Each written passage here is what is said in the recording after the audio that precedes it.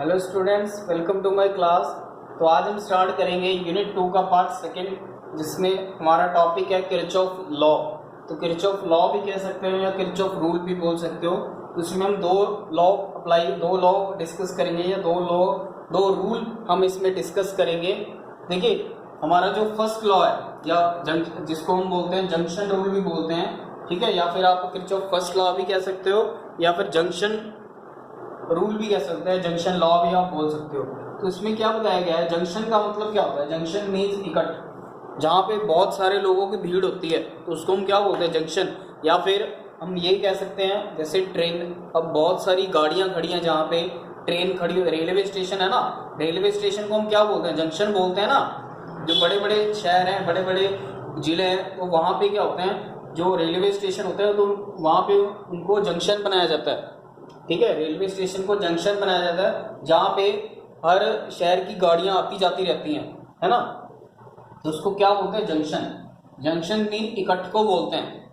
तो यहाँ पे इस पे है क्या, किरचॉफ फर्स्ट लॉ में क्या बताया गया है, कहते states that the algebraic sum of current meeting at a junction, current meeting at a junction. जो करंट है, जो इलेक्ट्रिक करंट है, वो कहाँ पे मीट कर रहा है, जंक्शन पे मीट कर रहा है। In an electric circuit is always equals to 0। और जितना भी करंट का अलजेब्रिक सम, दैट मीन जितना भी करंट आ रहा है वो करंट जंक्शन पे क्या हो रहा है, मीट हो रहा है, जंक्शन पे आके इकट्ठा हो रहा है। तो उसका अलजेब्रिक सम जो है वो किसके इक्वल होगा, 0 के इक्वल। मान लीजिए ये मेरे पास जंक्शन है और इस जंक्शन में बहुत सारा करंट जो है वो एंटर भी हो रहा है और लीव भी कर रहा है ना।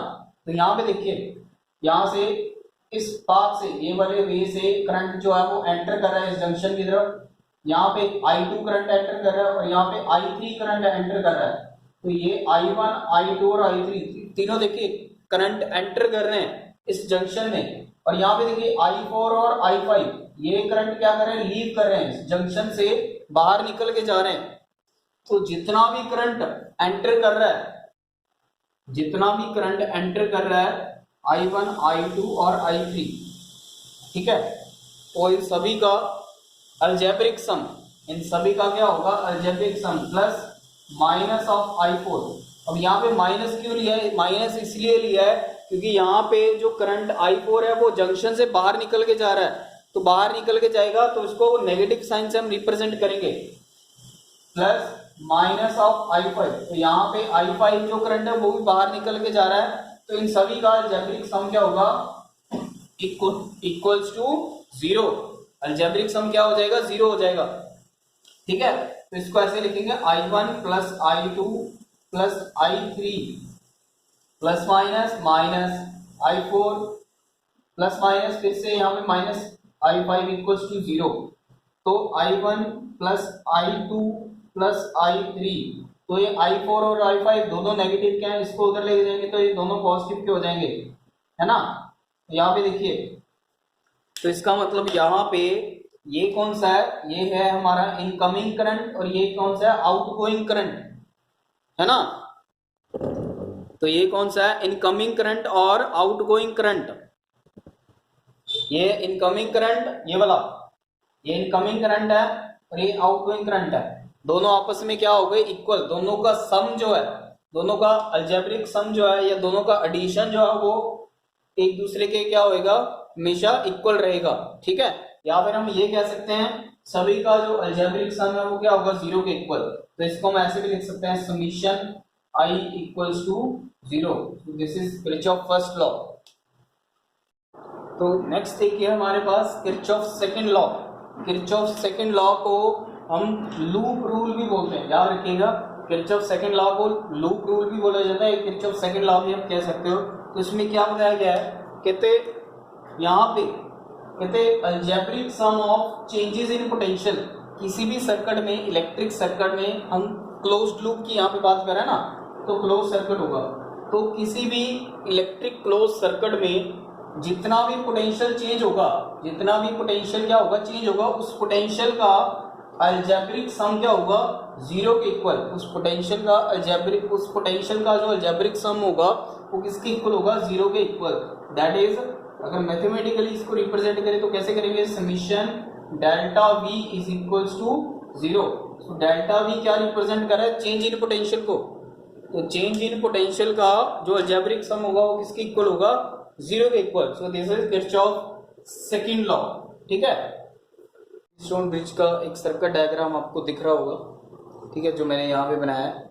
तो यहाँ से हम इस व्हीटस्टोन ब्रिज होता क्या है, यहाँ से हम एक अननोन रेजिस्टेंस की वैल्यू फाइंड आउट कर सकते हैं। व्हीटस्टोन ब्रिज जो है वो किस चीज के लिए काम आता है, to determine the unknown resistance, to determine the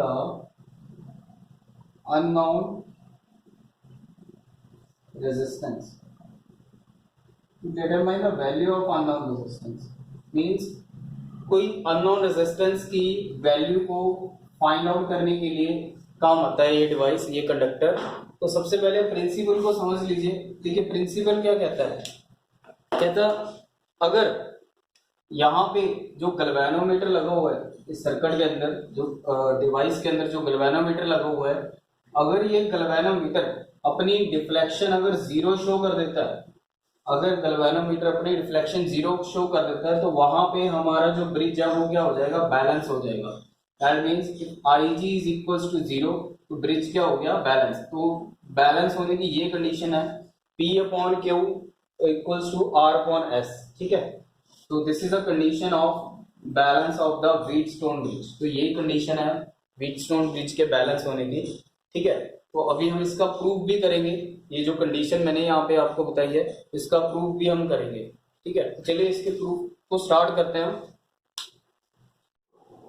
तो यहाँ पे देखिए ये जो सर्किट डायग्राम मैंने ड्रॉ करी है यहाँ पे, तो इसमें मेरे पास 4 रेजिस्टेंस हैं। So P, Q, R and S are the 4 resistances. 4 मेरे पास रेजिस्टेंस हैं जो क्या बना रहे हैं, क्वाड्रिलेटरल बना रहे हैं, क्वाड्रिलेटरल ABC बना रहे हैं ना, A B C and D। ठीक है, तो इसमें से जो P और Q रेजिस्टेंस है ना, P और ये नॉन रेजिस्टेंस है, मींस इनकी वैल्यू मेरे को पता है। और जो R वाला रेजिस्टेंस है ये क्या है, वेरिएबल रेजिस्टेंस। वेरिएबल रेजिस्टेंस जो वेरी करता रहता है, जिसकी वैल्यू हम चेंज करते रहेंगे बार बार। और S जो है ये क्या है, अननोन रेजिस्टेंस। S क्या है, अननोन रेजिस्टेंस, जिसकी वैल्यू हमने फाइंड आउट कर दी है। ठीक है, R की जो वेरिएबल रेजिस्टेंस है इसकी वैल्यू क्यों चेंज करेंगे, इसका एक रीजन है। इसकी वैल्यू हम इसलिए चेंज करेंगे क्योंकि हमने अगर इसकी वैल्यू चेंज करते करते किसी ऐसे पॉइंट पे ये जो गैल्वेनोमीटर अगर वहां पे अपना डिफ्लेक्शन 0 शो कर देता है, तो वहां पे हमारा जो ब्रिज है वो क्या हो जाएगा, बैलेंस हो जाएगा। और वहां से हम अननोन रेजिस्टेंस की वैल्यू भी फाइंड आउट कर लेंगे। क्लियर, तो इसलिए हमने यहाँ पे वेरिएबल रेजिस्टेंस लिया है। ठीक है, वेरिएबल रेजिस्टेंस इसलिए हम लेते हैं ताकि हम जो ब्रिज है उसको बैलेंस कर सके, ताकि जो हमारे पास जो गैल्वेनोमीटर गैल्वेनोमीटर जो हम लेके चल रहे हैं उसका जो पॉइंट है, दैट मीन उसका जो डिफ्लेक्शन है अगर वो 0 हो जाता है, तो 0 होगा तो ब्रिज तो बैलेंस हो ही जाएगा। ठीक है, तो चलिए, अच्छा गैल्वेनोमीटर के बारे में और कुछ बता दूं तो गैल्वेनोमीटर एक ऐसा डिवाइस है जो स्मॉल अमाउंट के करंट को डिटेक्ट करता है। ठीक है, गैल्वेनोमीटर क्या है, गैल्वेनोमीटर, तो गैल्वेनोमीटर एक ऐसी डिवाइस है जो स्मॉल अमाउंट के करंट को, जो स्मॉल अमाउंट ऑफ करंट को डिटेक्ट करती है। याद रखिएगा, गैल्वेनोमीटर जो है ये एक ऐसी डिवाइस है जो स्मॉल अमाउंट के करंट को डिटेक्ट करती है। ठीक है, तो चलिए अभी इसके हम मैथमेटिकल प्रूफ की तरफ चलेंगे। प्रूफ में क्या करना है, देखिए सबसे पहले डायग्राम की तरफ ध्यान दीजिए। ये जो सर्किट डायग्राम मैंने ड्रॉ करी है, तो यहाँ पे ये जो ब्रिज ड्रॉ किया है इसके बाहर मैंने एक्सटर्नल सोर्स लगाया है, इसको हम बैटरी बोलते हैं। ठीक है, और यहाँ पे ये की लगा हुआ है, स्विच ओपन और क्लोज जिसको हम बोलते हैं। अगर स्विच ओपन है तो करंट फ्लो नहीं करेगा, और स्विच क्लोज है तो करंट फ्लो करेगा। तो मैंने यहाँ पे स्विच क्लोज कर दिया, दैट मीन्स करंट फ्लो करेगा। तो यहाँ से करंट I फ्लो करना शुरू कर गया, तो I करंट यहाँ से फ्लो कर रहा है। तो यहाँ पे देखिए जब ये A पॉइंट पे करंट पहुंचेगा ना, तो यहाँ पे इस A पॉइंट से करंट जो है वो डिवाइड हो जाएगा। यहां से करंट मान लीजिए A to B, A to B की तरफ जो करंट फ्लो कर रहा है वो I1 करंट फ्लो कर रहा है, सपोज कर लीजिए, क्योंकि इस ए पॉइंट से करंट का डिवाइड हो चुका है, करंट जो है वो डिवाइड हो गया अलग अलग पार्ट में, क्योंकि अलग अलग यहाँ पे पॉइंट्स में फ्लो करेगा ना करंट, ठीक है, अलग अलग ब्रांचेस में करंट जो है वो फ्लो करेगा। तो ए टू बी जो करंट का फ्लो है वो कितना है I1, और इस डायरेक्शन में मान लीजिए ए टू डी डायरेक्शन में करंट का डायरेक्शन कौन सा होगा, ए टू डी डायरेक्शन में करंट का डायरेक्शन है I-I1। सपोज कर लीजिए ए टू डी ब्रांच में, ये वाली ब्रांच में हम ले रहे हैं, इस वाली ब्रांच में कितना करंट फ्लो कर रहा है I-I1, और यहाँ पे देखिए इस बी पॉइंट पे आकर फिर से करंट डिवाइड होगा, तो इस तरफ करंट भी फ्लो करेगा और बी टू डी भी करंट फ्लो करेगा। तो बी टू डी जो करंट फ्लो करेगा वो कितना होगा IG।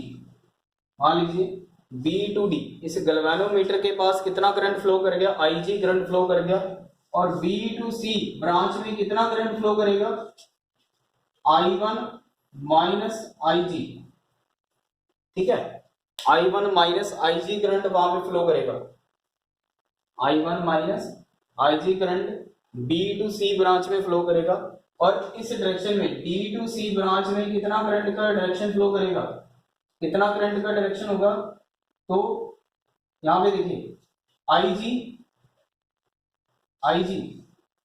प्लस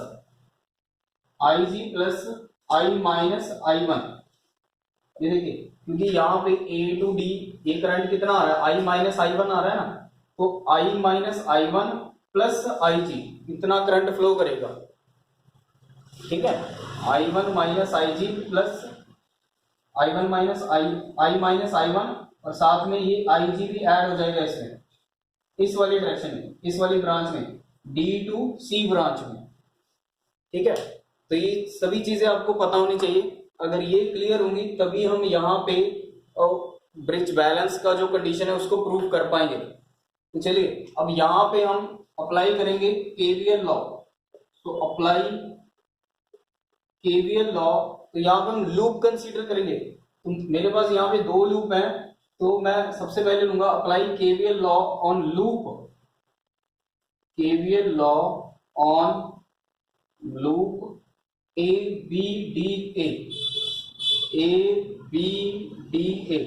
तो मैंने ये वाला लूप कंसीडर कर लिया ABDA। इस लूप में देखिए कितना कितना करंट जो है या वोल्टेज जो है कितना फ्लो करेगा, यहाँ पे देखिए, तो यहाँ से देखिए ए टू बी का डायरेक्शन, ए टू बी में कितना वोल्टेज है, तो ए टू बी में I1 इंटू P, यानी कि करंट इंटू रेजिस्टेंस। अब यहाँ पे देखिए AB और BD, AB को देखना है और BD को देखना है, इन दोनों में करंट की जो इन दोनों ब्रांचेस में जो करंट का डायरेक्शन है वो सेम जा रहा है। AB और BD में ब्रांच में हमने करंट का डायरेक्शन देखना है, दोनों में सेम जा रहा है, वो दोनों ऐड होंगे क्योंकि डायरेक्शन सेम है। प्लस कितना होगा IG into G, IG into G। अभी AD ब्रांच में देखेंगे, हमने लूप कौन सा लिया, हमने लूप लिया DA, ABDA। तो हम जो करंट का डायरेक्शन वो तो AD है, पर हम कैसे चल रहे हैं, हम चल रहे हैं D टू A जा रहे हैं। तो D टू A जो ऑपोजिट डायरेक्शन है A टू D के, D टू A क्या है, ऑपोजिट है किसके, AD के। तो इसका मतलब यहाँ पे साइन जो होगा वो नेगेटिव का आएगा ना। ये देखिए ये वाली जो ब्रांच है इसका डायरेक्शन इन दोनों ब्रांचेस के ऑपोजिट है, तो वो कितना होगा minus I1 into R equals to 0, ठीक है। तो देखिए ये हमारे पास इक्वेशन बन गई फर्स्ट लूप की, ये जो हमने लूप कंसीडर किया ABD। तो अभी हम मान लीजिए ये मेरे पास इक्वेशन नंबर फर्स्ट है, अभी हम सेकेंड लूप लेके चलेंगे। तो सेकेंड लूप कौन सा लेंगे, BCDB, ये वाला लूप कंसीडर करेंगे। तो देखिए नेक्स्ट हम लूप कंसीडर करेंगे ये वाला BCDB। तो ये हमने इस लूप में हम केवीएल लॉ अप्लाई करेंगे, किरचॉफ वोल्टेज लॉ या सेकंड लॉ भी जिसको हम बोलते हैं। तो देखिए बीसी ब्रांच में कितना वोल्टेज है बीसी ब्रांच में, तो बीसी ब्रांच में फ्लो कर रहा है I1 minus IG into Q. Q means यहाँ पे रेजिस्टेंस को बोला गया, ठीक है। तो अब यहाँ पे देखिए बीसी और डीसी का जो डायरेक्शन है इसमें करंट का, तो डीसी का जो करंट का डायरेक्शन है वो ऑपोजिट है बीसी के। तो इसका मतलब हम ऐसे मूव करें ना, बीसी बी से सी तक, फिर सी से डी तक, तो सी से डी आएंगे तो यहाँ पे नेगेटिव साइन इंडिकेट होगा, नेगेटिव साइन होगा ना, क्योंकि इसका डायरेक्शन इससे ऑपोजिट है। तो कितना होगा, कितना वोल्टेज है डीसी में, तो I G plus I minus I one into S, ठीक है। तो अभी इस वाली ब्रांच में अगर बात करें, ये वाली ब्रांच पे, बीडी ब्रांच पे, क्योंकि हम जा रहे हैं बी सी डी बी, तो हम ऐसे जा रहे हैं ऑपोजिट डायरेक्शन में। ऑपोजिट डायरेक्शन में कितना है आई जी इंटू जी, तो ये माइनस होगा I G into G is equals to 0। तो ये हमारा क्या बन गया, सेकंड इक्वेशन बन गया, ठीक है। तो अभी हम फर्स्ट और सेकंड इक्वेशन में हमारा जो प्रिंसिपल था उसको यहाँ पे हम अप्लाई करेंगे। तो अगर मैं आपसे बोलूं, अगर हमारा ब्रिज, अगर वेरिएबल रेजिस्टेंस, जो हमने वेरिएबल रेजिस्टेंस लिया था उसको अगर हम चेंज करते हैं, बार बार उसको अगर हम चेंज करते हैं, तो एक पॉइंट ऐसा आएगा जहां पे गैल्वेनोमीटर जो है अपना डिफ्लेक्शन क्या शो कर देगा, 0 शो कर देगा। अगर गैल्वेनोमीटर अपना डिफ्लेक्शन 0 शो कर देता है तो वहां पे आईजी करंट क्या हो जाएगा, 0 हो जाएगा, ठीक है। ये कब होगा, इफ गैल्वेनोमीटर शो 0 डिफ्लेक्शन। अगर गैल्वेनोमीटर अपना डिफ्लेक्शन 0 शो करता है, ये कब होगा, जब हम वेरिएबल रेजिस्टेंस की बात करें, जब हम रेजिस्टेंस को वेरी करवा रहे हैं। जब हम रेजिस्टेंस को वेरी करवाएंगे तो एक पॉइंट ऐसा आएगा जहां पे गैल्वेनोमीटर जो है अपना डिफ्लेक्शन 0 शो करेगा, तो आईजी करंट कितना हो जाएगा, यहाँ पे 0 हो जाएगा इस वाले पॉइंट पे, बीडी ब्रांच पे। ये जो बीडी ब्रांच आप देख रहे हो ना, तो नाउ इस इक्वेशन को फर्स्ट एंड इस वैल्यू को फर्स्ट और सेकंड इक्वेशन में पुट करेंगे। तो फर्स्ट इक्वेशन कैसा बनेगा हमारा, देखिए IG को 0 पुट कर दीजिए फर्स्ट इक्वेशन में, तो फर्स्ट इक्वेशन I1P, तो यहाँ पे तो 0 ही हो गया, इसकी तो वैल्यू 0 होगी, minus I one into R is equals to 0। अब यही वाली वैल्यू को सेकंड इक्वेशन में पुट करेंगे, सेकंड इक्वेशन में, तो कितना होगा, यहाँ पे IG ये 0 हो जाएगा, तो कितना आ गया I1 into Q, I1 into Q minus, तो यहाँ पे कितना होगा 0, तो ये माइनस अंदर जाएगा, ये माइनस जब अंदर गया तो I माइनस I1, तो I माइनस I1 है, तो यहाँ पे कितना हो जाएगा I1 माइनस I, है ना, क्योंकि इस नेगेटिव साइन की वजह से ये साइन चेंज हो जाएंगे, तो कितना होगा इंटू एस, और यहाँ पे तो 0 ही हो जाएगा क्योंकि IG क्या है 0 है, तो ये सारी 0 बन जाएगी, इज इक्वल्स टू 0। तो देखिए ये इक्वेशन हमारे पास बन चुकी है अब,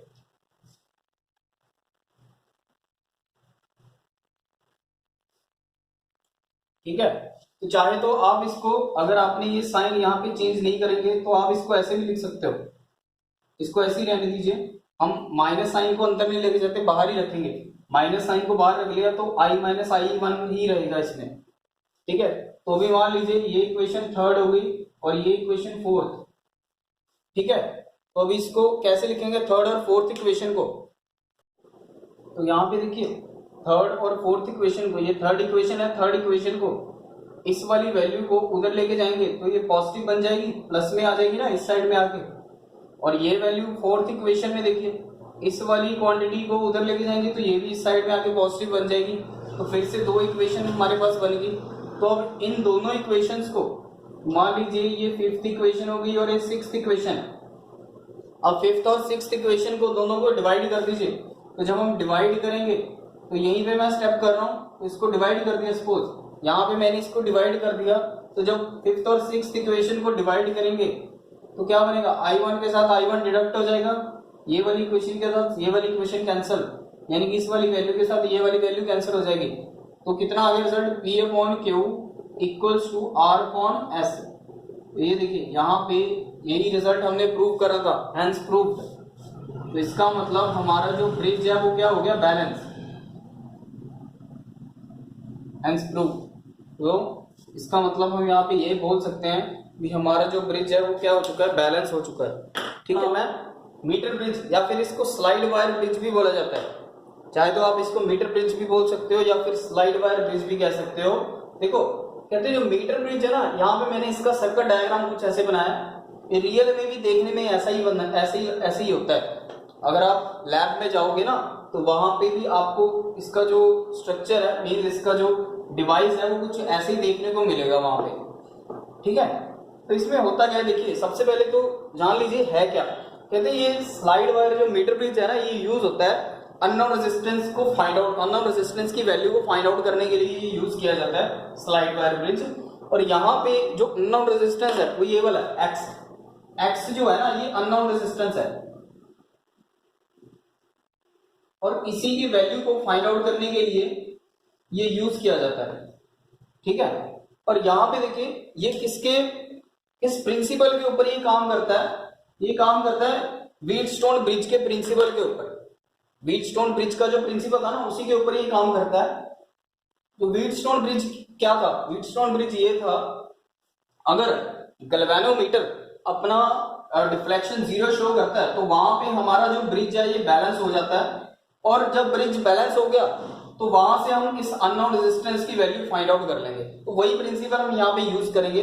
तो सबसे पहले तो ये समझ लीजिए इसमें है क्या क्या, इसमें क्या क्या, इसमें कनेक्शंस कैसे इसके लगते हैं। तो यहाँ पे एक ये आपको दिख रही है ना, ये मेटल की स्ट्रिप्स होती हैं, ये मेटल स्ट्रिप्स लगी हुई है, ये भी, ये वाली भी और ये वाली भी, ये मेटल स्ट्रिप्स हैं और यहाँ पे इसके नोब्स लगे होते हैं। इसी नोब से हम कनेक्शन वगैरह लगाते हैं।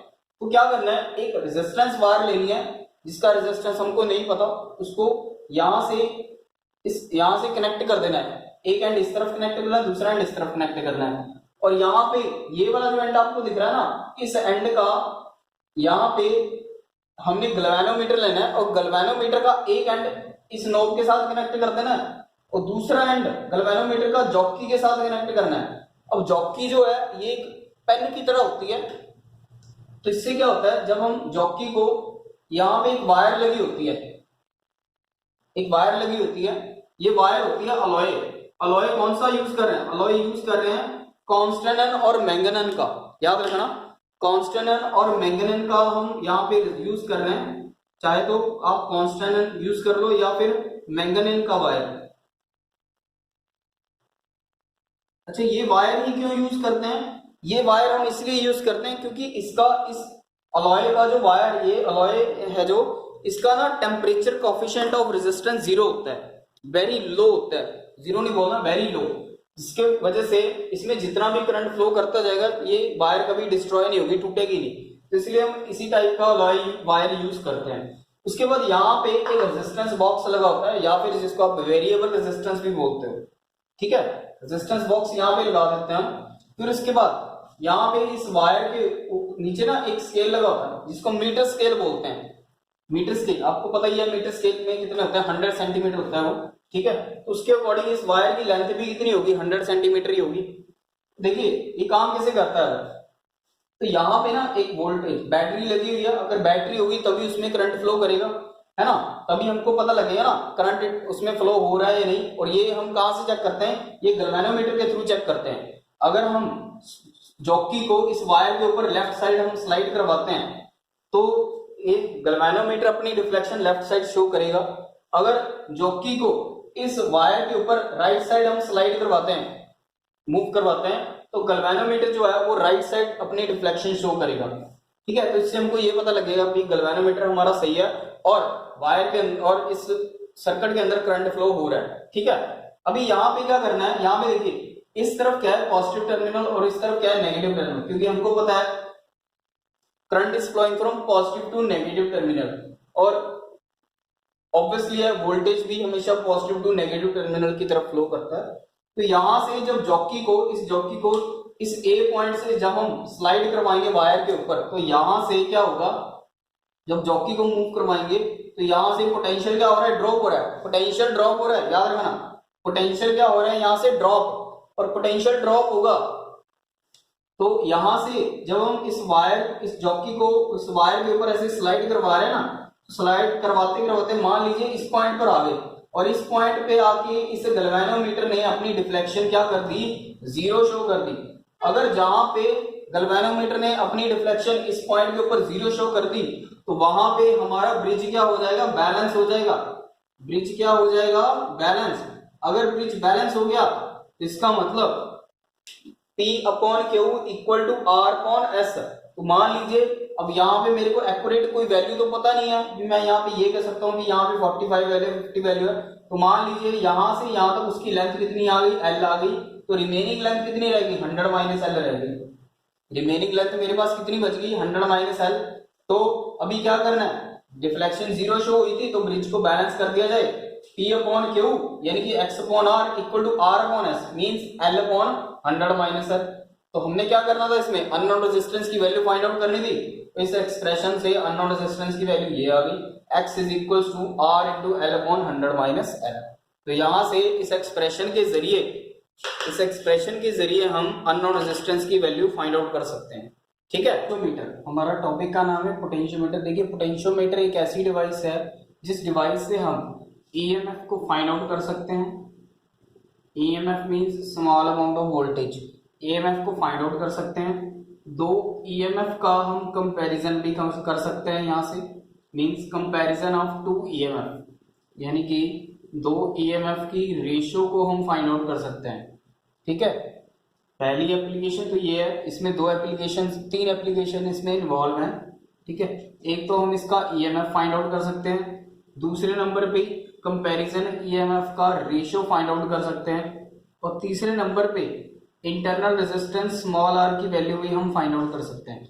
क्योंकि ईएमएफ है, कोई भी बैटरी है या हम सेल लेते हैं ना, ये देखिए यहाँ पे हमने सेल लिया है, तो इस सेल का कुछ ना कुछ इंटरनल रेजिस्टेंस होता है, तो उस इंटरनल रेजिस्टेंस की वैल्यू भी हम फाइंड आउट कर सकते हैं। किसकी डिवाइस से, कौन सी डिवाइस से, पोटेंशियोमीटर की डिवाइस से। ठीक है, तो पोटेंशियोमीटर के बारे में पता लग गया, एक ऐसी डिवाइस है जिससे हम ईएमएफ फाइंड आउट कर सकते हैं, दो ईएमएफ की रेशियो को फाइंड आउट कर सकते हैं, मींस ईएमएफ की रेशियो को हम फाइंड आउट कर सकते हैं, सीधी सी बात है, और इंटरनल रेजिस्टेंस भी फाइंड आउट कर सकते हैं। देखिए यहाँ पे मेन क्या है इसका प्रिंसिपल, तो प्रिंसिपल आप अच्छे से समझ लीजिए। यहाँ पे हमने दो सेल्स को एक दूसरे के साथ जुड़ा हुआ है, आपको पता ही है, दो सेल्स को अगर हम कनेक्ट करेंगे तो वो बैटरी बन जाएगी। तो ये कौन सी बैटरी है, ऑक्सिलरी बैटरी बोलते हैं इसको। तो यहाँ से एक वायर ली है, और ये वायर कौन सा है, अलॉय का, कॉन्स्टेंट और मैग्नेट। ये वायर क्यों लिया, क्योंकि इस वायर का टेम्परेचर कॉफिशिएंट जो है, टेम्परेचर कॉफिशिएंट ऑफ रेजिस्टेंस जो है वो बहुत ज्यादा क्या होता है, लो होता है। लो इसलिए होता है ताकि ये वायर में जितना मर्जी करंट फ्लो करेगा तो ये वायर कभी भी टूटेगी नहीं, तो इसलिए हम इसी वायर का उपयोग करते हैं। तो यहाँ से देखिए, जब यहाँ से करंट फ्लो करेगा तो हमको पता है potential is flowing from higher terminal to lower terminal. अब पोटेंशियल वोल्टेज जो है वो इस तरफ फ्लो करेगा, वोल्टेज ड्रॉप हो गया इस डायरेक्शन में, क्योंकि हाई से लो की तरफ वो मूव कर रहा है, तो पोटेंशियल क्या हो रहा है, ड्रॉप हो रहा है। साथ साथ किसके विद रिस्पेक्ट, लेंथ के विद रिस्पेक्ट, तो इसका मतलब वोल्टेज और लेंथ क्या होगी यहाँ पे, डायरेक्टली प्रोपोर्शनल। तो प्रोपोर्शनलिटी का साइन लगे यानी कांस्टेंट, तो यही तो हमारा मेन प्रिंसिपल है, V is equals to KL, और यहाँ पे V upon L is equals to K, where K is the potential gradient. Potential gradient means potential का ड्रॉप होना, और यही इस पोटेंशियोमीटर का बेसिक प्रिंसिपल है। क्लियर। यहाँ पे आज हम पोटेंशियोमीटर की फर्स्ट एप्लीकेशन करने जा रहे हैं, जिसका नाम है to determine the EMF of the cell, यानी कि to find out the EMF of the cells means EMF, cell का हमने ईएमएफ फाइंड आउट करना है। देखिए यहाँ पे दो सर्किट होते हैं, एक तो होता है प्राइमरी सर्किट, दूसरा होता है सेकेंडरी सर्किट। वैसे मैंने आपको तीन एप्लीकेशन बताई थी, जिसमें से ये फर्स्ट एप्लीकेशन है। दूसरी एप्लीकेशन में हम दो ईएमएफ का कंपैरिजन फाइंड आउट करेंगे, यहाँ पे देखिए E1 रेशियो E2 का कंपैरिजन हम फाइंड आउट करेंगे। तीसरे में हम इंटरनल रेजिस्टेंस फाइंड आउट करेंगे। तो चलिए यहाँ पे देखिए, फर्स्ट जो है हमारी एप्लीकेशन, इसमें दो सर्किट होते हैं, एक तो होता है प्राइमरी सर्किट, एक होता है सेकेंडरी सर्किट। Secondary circuit. देखिए यहाँ पे दोनों सर्किट के बारे में आपको बताऊंगा।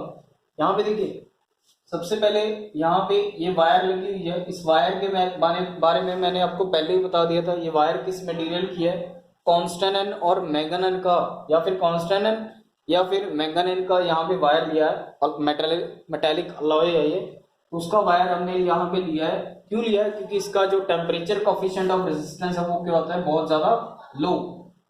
ठीक है, इसमें से जितना मर्जी हम करंट फ्लो करवाते जाएंगे तो वो वायर जो है कभी भी मेल्ट नहीं होगा, डिस्ट्रॉय नहीं होगा। तो इसलिए हम यही वायर इस्तेमाल करते हैं इसमें। तो यहाँ पे देखिए हमने इस वायर के साथ यहाँ पे एक सेल लगाया जिसको हम ऑक्सिलरी सेल बोलते हैं।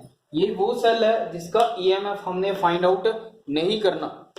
ये वो सेल है जिसका ईएमएफ हमने फाइंड आउट नहीं करना। और यहाँ पे एक रियोस्टेट लगा हुआ है, और ये यहाँ तक का जो कनेक्शन है ना, ये वाला, तो ये प्राइमरी सर्किट हो गया हमारा, ये प्राइमरी सर्किट हो गया। जब मैंने क्या करा, जब मैंने एक्सपेरिमेंटल सेल कनेक्ट किया इसी एंड से, यही वाले एंड से जब मैंने एक्सपेरिमेंटल सेल कनेक्ट किया, ये क्या है मेरे पास, एक्सपेरिमेंटल सेल बोलते हैं इसको। तो जब मैंने एक्सपेरिमेंटल सेल इस एंड के साथ कनेक्ट किया, ये वायर के एंड के साथ जब मैंने कनेक्ट किया, तो ये यहाँ से फिर गैल्वेनोमीटर कनेक्ट किया, और गैल्वेनोमीटर के साथ एक जॉकी को कनेक्ट कर दिया। जॉकी जो है वो स्लाइडिंग मटेरियल है, स्लाइडिंग डिवाइस है, जिससे हम इस वायर के ऊपर, जिसको हम इस वायर के ऊपर स्लाइड करवाते हैं। ठीक है, और इसी एक्सपेरिमेंटल का हमने ईएमएफ फाइंड आउट करना है। और यहाँ पे ये जो सर्किट बना, ये हमारा है सेकेंडरी सर्किट।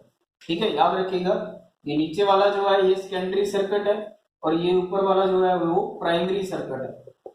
अभी हमारा जो प्राइमरी सर्किट का अभी कोई काम नहीं है, हमको अभी सारा काम जो करेगा वो कौन करेगा, वो सेकेंडरी सर्किट करेगा। ठीक है, सेकेंडरी सर्किट कैसे काम करते हैं यहाँ पे तुमको पता है। यहाँ से ये वो ईएमएफ है जो हमने फाइंड आउट करना है।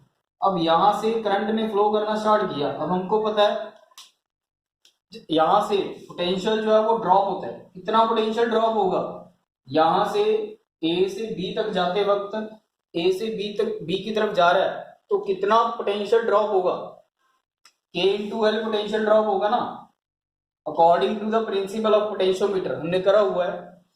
K इंटू एल इतना पोटेंशियल ड्रॉप होगा। तो मान लीजिए मैंने क्या करा, इस जॉकी को ना मैं इस 0 पॉइंट पे ले आया, ये इनिशियल पॉइंट पे, क्योंकि ये जो पॉइंट है ये हायर पोटेंशियल वाला पॉइंट है और ये लोअर पोटेंशियल वाला पॉइंट है। ठीक है, तो अभी मैंने क्या करा, क्योंकि यहाँ पे ये जो सेल लगा हुआ है ना, ये जो सेल लगा हुआ है, तो इसका भी कुछ ना कुछ ईएमएफ होगा, इस सेल का भी तो कुछ ना कुछ ईएमएफ होगा ना। अभी यहाँ पे देखिए इतने वाले पार्ट में जो पोटेंशियल है वो चेंज हो रहा है, क्योंकि पोटेंशियल हायर से लोअर की तरफ जा रहा है। जब जॉकी को हम स्लाइड करवा रहे हैं इस वायर के ऊपर, तो यहाँ पे इस तरफ जाते हुए लेफ्ट से राइट तक पोटेंशियल जो है वो चेंज हो रहा है। चाहे राइट टू लेफ्ट लेके आएंगे तब भी पोटेंशियल क्या होगा, चेंज होगा। राइट से लेफ्ट से राइट जा रहे हैं तब भी पोटेंशियल क्या होगा, चेंज होगा। तो इसका मतलब है यहाँ पे ये जो पोटेंशियल है ये कौन सा पोटेंशियल हो गया, ये हमारे पास हो गया वेरिएबल पोटेंशियल। इसलिए हम इसको कह सकते हैं वेरिएबल पोटेंशियल, है ना। अब यहाँ पे देखिए ये जो सेल है इसका भी तो कुछ ना कुछ पोटेंशियल होगा ना, तो इसका भी तो कुछ ना कुछ पोटेंशियल होगा। पोटेंशियल मींस ईएमएफ, इसका भी कुछ ना कुछ ईएमएफ होगा, तो इसका भी ईएमएफ है, इसका भी कुछ ना कुछ पोटेंशियल है। तो यहां से जब हम ऐसे मूव करवाएंगे इस डायरेक्शन में, ऐसे मूव करवाएंगे मींस एंटी क्लॉकवाइज डायरेक्शन में, ऐसे इस तरफ ऐसे मूव करवाएंगे हम, तो यहाँ पे जो नेट ईएमएफ होगा वो कितना होगा, नेट ईएमएफ। तो नेट ईएमएफ कितना होगा, देखिए यहाँ पे इस जॉकी को यहाँ पे लेके आए, तो यहाँ पे जब लेके आएंगे तो यहाँ पे इस पॉइंट तक कुछ ना कुछ ईएमएफ होगा, कुछ ना कुछ यहाँ तक ईएमएफ तो होगा ही होगा इस सेल का। अब यहाँ से जब इस जॉकी को यहाँ से स्लाइड करवाया तो कितना पोटेंशियल ड्रॉप हुआ, KL पोटेंशियल ड्रॉप हो रहा है, किससे, इसमें से KL पोटेंशियल जो है वो ड्रॉप हो रहा है। हमारे पास जो नेट ईएमएफ आएगा वो कितना आएगा, E माइनस KL, इतना पोटेंशियल क्या होगा, ड्रॉप होगा, यानी कि इतना हमारे पास ईएमएफ आ जाएगा, नेट ईएमएफ, है ना। क्योंकि यहां तक जो ईएमएफ है वो ये वाला ईएमएफ है, क्योंकि इसका भी कुछ ना कुछ पोटेंशियल होगा ना। यहां से करंट आई फ्लो कर रहा है, तो इस पॉइंट पे आके जॉकी को अभी स्लाइड नहीं करवाया था हमने, तो इस पॉइंट पे जो ईएमएफ होगा, जो पोटेंशियल होगा वो कितना होगा ई, और जब इस तरफ जाएंगे हम तो वो कितना पोटेंशियल ड्रॉप होगा के एल, तो ये के एल इसमें से क्या होगा माइनस होगा, क्योंकि वो ड्रॉप हो रहा है, वो घट रहा है ना। तो अभी यहाँ पे देखिए इसके बाद जब हम इसको जॉकी को इस तरफ स्लाइड करवाएंगे तो एक पॉइंट ऐसा आएगा, क्योंकि इस तरफ जाते वक्त इस वायर की जो लेंथ है वो क्या हो रही है, इंक्रीज हो रही है, वायर की लेंथ क्या हो रही है, इंक्रीज, तो वायर की लेंथ इंक्रीज हो रही है मींस ये बढ़ रहा है इस डायरेक्शन में, लेफ्ट टू राइट जाते वक्त ये क्या हो रहा है, बढ़ रहा है। अगर ये बढ़ रहा है तो यहाँ पे जो नेट ईएमएफ होगा वो कितना होगा, देखिए यहाँ पे ये जो के एल है ना, अगर लेंथ बढ़ेगी इस डायरेक्शन में तो इसका मतलब इस पोटेंशियल की वैल्यू भी बढ़ेगी, इस पोटेंशियल की वैल्यू बढ़ेगी। तो इस डायरेक्शन में ए टू बी तक जाते वक्त एक पॉइंट ऐसा आएगा जहां पे इस पोटेंशियल की वैल्यू जो है इस ईएमएफ के इक्वल हो जाएगी। एक पॉइंट ऐसा आएगा जहां पे इस पोटेंशियल की वैल्यू इस ईएमएफ के बराबर होगी। अगर दोनों की वैल्यू बराबर हो गई तो दोनों का डिफरेंस क्या हो जाएगा, जीरो। तो नेट ईएमएफ कितना हो जाएगा, एक पॉइंट पे जीरो। तो एक पॉइंट ऐसा आएगा जहां पे इसकी वैल्यू जो है वो इस ईएमएफ के बराबर आ जाएगी, तो वहां पे जो नेट ईएमएफ कितना हो जाएगा, जीरो हो जाएगा। अगर नेट ईएमएफ जीरो है तो मान लीजिए ये हमारे पास इक्वेशन नंबर फर्स्ट है, तो नेट ईएमएफ फर्स्ट इक्वेशन में जब हम जीरो पुट करेंगे, यहाँ पे वैल्यू पुट करेंगे, तो ईएमएफ हमारे पास आ जाएगा E minus K L equal to zero. So E is equal to K into L. यहाँ पे हमारे पास ये ईएमएफ फाइंड आउट कर लेंगे। अभी के की वैल्यू हम कैसे सॉल्व करेंगे, देखिए तो मैंने आपको प्रिंसिपल बताया था पोटेंशियोमीटर का, K is equal to V upon L है ना, तो V according to Ohm's law V is equal to I R upon L, ठीक है। और R जो है वो किसकी इक्वल है, R rho L upon A के इक्वल है इंटू एल, तो ये L के साथ L कैंसिल हो जाएगा, तो इतना हमारे पास K आ जाएगा, K की वैल्यू इतनी आ जाएगी। इस K की वैल्यू यहाँ पे पुट कर देंगे, E is equal to I rho L upon A, तो इतना हमारे पास ईएमएफ आ जाएगा। और यही चीज हमने फाइंड आउट करनी थी, यही ईएमएफ इस सर्किट के थ्रू हमने फाइंड आउट करना था पोटेंशियोमीटर की फर्स्ट एप्लीकेशन में, ठीक है। आई होप आपको ये क्लियर हो गया होगा कि यहाँ पे इस एप्लीकेशन में हमने क्या करना है, सेल का जो हमारा सेल है उसका इंटरनल रेजिस्टेंस फाइंड आउट करना है। इंटरनल रेजिस्टेंस डिनोट करते हैं स्मॉल आर से, तो यही इंटरनल रेजिस्टेंस हमने फाइंड आउट करना है। देखिए मेरे पास ये सर्किट है, ये सर्किट डायग्राम मैंने यहाँ पे ड्रॉ किया है। तो यहाँ पे देखिए ये प्राइमरी सर्किट है यहाँ से यहाँ तक का, और जो नीचे वाला है ये मेरे पास क्या है, सेकेंडरी सर्किट। ये वाला सेकेंडरी सर्किट है और ये प्राइमरी सर्किट है। देखिए यहाँ पे बैटरी लगी हुई है, इस बैटरी का ईएमएफ हमने नहीं फाइंड आउट करते, ये हम इस बैटरी का ईएमएफ हम नहीं फाइंड आउट करते। और यहाँ पे एक बैटरी, ये जो बैटरी है इसको ऑक्सिलरी बैटरी बोलते हैं या फिर ऑक्सिलरी सेल भी बोला जाता है। और इस तरफ रियोस्टेट लगा हुआ है मेरे पास, और यहाँ पे ये जो वायर है, इस वायर के बारे में पहले भी आपको बता चुका हूँ पिछले वीडियोस में। मेटेलिक अलॉय की वायर है, कांस्टेंट और मैग्नेन की, जिसका टेम्परेचर कोफिशिएंट ऑफ रेजिस्टेंस बहुत ज़्यादा लो होता है। यहाँ पे इस एंड के साथ मैंने एक ईएमएफ यानी कि सेल कनेक्ट किया है। ये एक्सपेरिमेंटल सेल है, ये एक्सपेरिमेंटल सेल है, और इसी सेल के ईएमएफ के कारण, इसी सेल के ईएमएफ की वजह से हम फाइंड आउट करेंगे इंटरनल रेजिस्टेंस, और इसी का इंटरनल रेजिस्टेंस हमने फाइंड आउट करना है। तो यहाँ पे देखिए इस सेल के पैरेलल मैंने क्या लगा दिया, एक रेजिस्टेंस बॉक्स, जिस रेजिस्टेंस बॉक्स की वैल्यू जो है वो मेरे पास बहुत ज्यादा है, ठीक है। और यहाँ पे इसके साथ, इसकी के साथ मैंने गैल्वेनोमीटर कनेक्ट किया, और यहाँ पे एक जॉकी लगाई है। जॉकी जो स्लाइडिंग मटेरियल होता है, स्लाइडिंग डिवाइस को बोलते हैं, ठीक है, स्लाइडिंग डिवाइस को बोलते हैं जॉकी। चलिए केस फर्स्ट की तरफ चलते हैं। तो केस फर्स्ट में क्या है, देखिए यहाँ पे जब रेजिस्टेंस की वैल्यू इन्फिनिटी है, जब हम आर की वैल्यू इन्फिनिटी ले रहे हैं, तो सारा काम कौन करेगा, ये ईएमएफ, ये सेल करेगा सारा काम। तो अभी इसकी वैल्यू कितनी है, इन्फिनिटी, बहुत ज्यादा इसकी वैल्यू, क्योंकि पर्टिकुलर वैल्यू तो मेरे को पता ही नहीं है।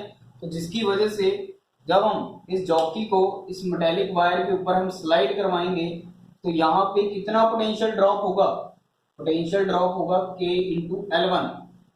यानी कि ईएमएफ कितना आएगा मेरे पास, K इंटू L1, इतना मेरे पास ईएमएफ आ जाएगा, क्योंकि पोटेंशियल हमेशा हायर टर्मिनल से लोअर टर्मिनल की तरफ मूव करता है। तो ये आ गया केस फर्स्ट। उसके बाद सेकंड केस में मान लीजिए मैंने रेजिस्टेंस कितना लिया R, अब मैंने रेजिस्टेंस की वैल्यू R लेट कर ली। जब रेजिस्टेंस की वैल्यू R है तो क्योंकि एक्सटर्नल रेजिस्टेंस लगा हुआ है तो ऑब्वियसली है वहां पे जो पोटेंशियल होगा वो क्या होगा, V। वहां पे जो पोटेंशियल या फिर जो वोल्टेज होगा वो कितना होगा, V। तो V वोल्टेज कितना होगा, अब बैलेंसिंग लेंथ मेरे पास कितनी आ जाएगी, L2 आ जाएगी। मींस फिर से जॉकी को लेफ्ट से राइट तक हम लेफ्ट से राइट की तरफ हम स्लाइड करवाएंगे, तो जब स्लाइड करवाएंगे तो फिर से पोटेंशियल ड्रॉप होगा। कितना पोटेंशियल ड्रॉप होगा, K इंटू L2। यहाँ पे देखिए इतना पोटेंशियल ड्रॉप होगा। तो ये हम पोटेंशियोमीटर के प्रिंसिपल में भी कर चुके हैं। मेरे पास दो इक्वेशन बन चुकी है, फर्स्ट एंड सेकंड। जब दोनों को डिवाइड किया तो डिवाइड करने के बाद ये रिलेशन मेरे पास बना, E और V का रेशियो L1/L2। ठीक है, थर्ड इक्वेशन मेरे पास आ गई। तो अभी देखिए now according to Ohm's law, तो ओम्स लॉ के अकॉर्डिंग जो सेल का जो ईएमएफ है वो कितना होगा, क्योंकि यहाँ पे हम इंटरनल रेजिस्टेंस की भी बात कर रहे हैं और एक्सटर्नल रेजिस्टेंस की। तो जिसके अकॉर्डिंग जो वोल्टेज होगा, जो ईएमएफ होगा वो कितना आ जाएगा, E is equal to I into R plus small r. Means total resistance हो गया ना, ये एक्सटर्नल है ये इंटरनल है, तो टोटल रेजिस्टेंस हो गया ये हमारे पास। बस अगर हम जनरली बात करें तो सिर्फ एक्सटर्नल रेजिस्टेंस के अकॉर्डिंग जो वोल्टेज आएगी वो कितनी आएगी, वो आएगी आई इंटू आर। तो मेरे पास दो इक्वेशन ये बन चुकी है, E और V की मेरे पास वैल्यू आ चुकी है। नाउ फोर्थ और फिफ्थ इक्वेशन, तो अभी 4 और 5 को जब डिवाइड करेंगे, डिवाइड करने के बाद ये रिलेशन बनेगा। ठीक है, मेरे पास ये रिलेशन आ गया, मेरे पास ये इक्वेशन नंबर आ गई 6। ठीक है, अभी क्या करेंगे, ये थर्ड इक्वेशन थी और ये सिक्स्थ इक्वेशन, इन दोनों इक्वेशंस की लेफ्ट साइड देखिए, इसकी लेफ्ट साइड और इसकी लेफ्ट साइड दोनों सेम है। अगर ये दोनों आपस में सेम है तो राइट साइड भी दोनों आपस में क्या हो जाएंगी, इक्वल हो जाएंगी। तो यहाँ पे देखिए इक्वल कर दी, तो इक्वल करने के बाद ये रिलेशन बना। तो अभी इसको आगे सॉल्व करेंगे, तो यहां से R कॉमन निकाला, तो R कॉमन निकालने के बाद ये रिलेशन बना। यानी कि इसको मैंने यहां से क्या करा, ब्रेक कर दिया, R कॉमन निकाल के ना, क्योंकि जब हम इसको सॉल्व करेंगे तो सॉल्व करने के बाद यही रिलेशन फिर से बन जाएगा। ठीक है, तो अभी हमने फाइंड आउट क्या करना है, हमने इंटरनल रेजिस्टेंस फाइंड आउट करना है।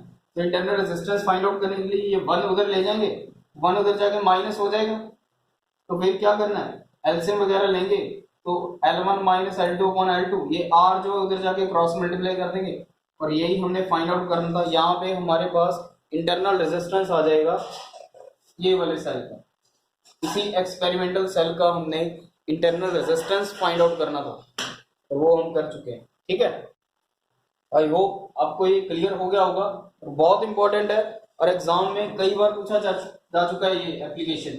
जो क्वेश्चन को कैसे भी मोल्ड करके वो कैसे भी डाल सकते हैं, बट मोस्ट इंपॉर्टेंट आर्टिकल कई बार एग्जाम में आ चुका है, तो जरूर कर लीजिएगा।